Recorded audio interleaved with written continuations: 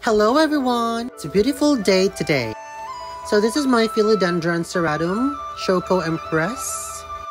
Choco Empress siya kasi yung mga new leaf po niya, parang chocolate. Brown talaga siya ng ganyan.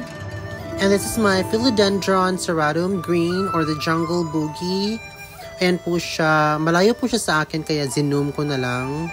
Ayan po siya, pinaakyat ko po siya sa wall ko para hindi maputol yung growth po niya.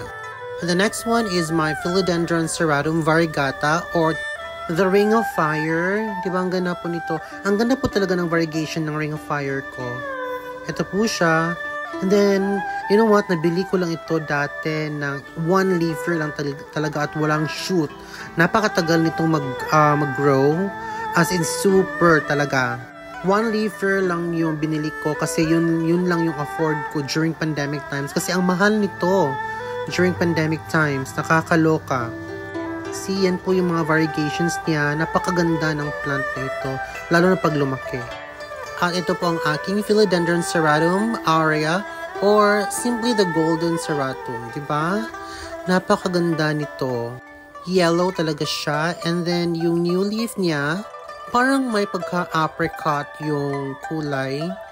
Diba? Super beautiful. Yun lamang po.